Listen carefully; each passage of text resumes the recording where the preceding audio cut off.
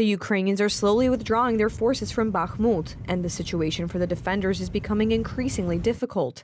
Russian troops have destroyed a bridge on the last access route to the city previously controlled by Ukrainian forces. Currently, Ukrainians can only get to Bakhmut via muddy dirt roads. The Wall Street Journal reports that the U.S., Germany, and France are increasingly pressuring Ukraine to sit down for peace negotiations if it does not regain its lost territories by fall.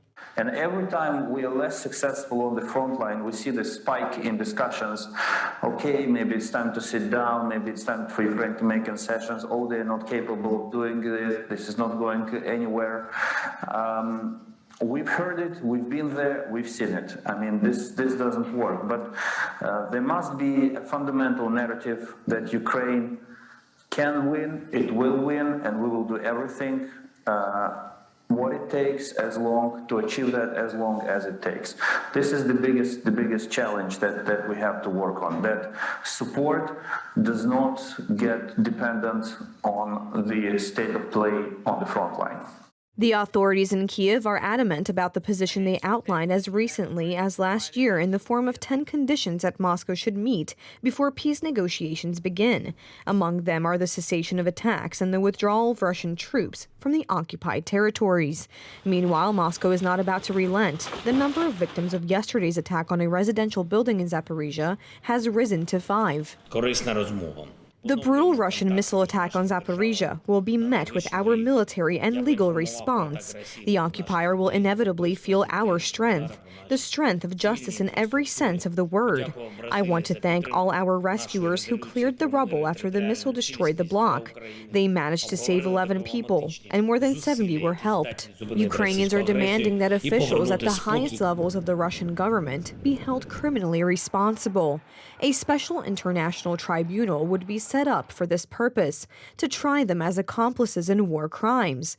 London believes the process could be expedited using the International Criminal Court in The Hague. These horrible crimes will be tried by Ukrainian judges in Ukraine, and it's right that that happens. One of the reasons is that because this war is very sadly still continuing, we hope that the actions of Procurator Kostin will immediately have an effect on the behavior of Russian troops.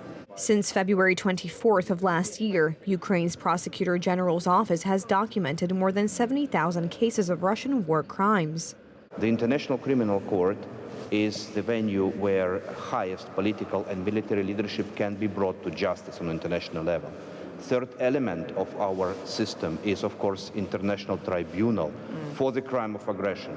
Once again, for the highest military and political leadership of Russian Federation. Because if aggression would not have been occurred, then there would be no 70,000 war crimes committed in Ukraine. That's why it's extremely important to set up this tribunal. Yesterday, an attack was carried out in the Russian region near the border with Ukraine on 2 villages, which Russia accuses Ukrainian forces of using NATO weapons and U.S. intelligence reconnaissance. Meanwhile, the Russian Volunteer Corps claimed responsibility for the diversionary attack. First of all, alleging that the U.S. was somehow providing information to enable these types of attacks. What I would tell you, first of all, is, again, I don't have any information in regards to whether or not the Ukrainians have conducted these type of operations. I'd refer you to them. I can say definitively that the notion of the U.S. providing intelligence or information to the Ukrainians to target locations inside Russia is nonsense. The West continually supports Ukraine politically, militarily, and financially. U.S. President Joe Biden will meet with German Chancellor Olaf Scholz at the White House today. The main topic of conversation is expected to be the Russian invasion and further aid to Ukraine. You'll see us tomorrow, just unilaterally, the U.S. will have another round of assistance for Ukraine coming tomorrow. And it will include mostly ammunitions and munitions that the Ukrainians will need for the systems that they already have, like the HIMARS and the artillery. So I can't predict a specific outcome tomorrow. I wouldn't look for that, but certainly they will be discussing additional support for Ukraine going forward. Former U.S. Army commander in Europe, General Ben Hodges, has estimated that Ukraine will regain control of Crimea by August. Taking back the peninsula, which has been occupied since 2014, would be crucial to the success of any further counteroffensive.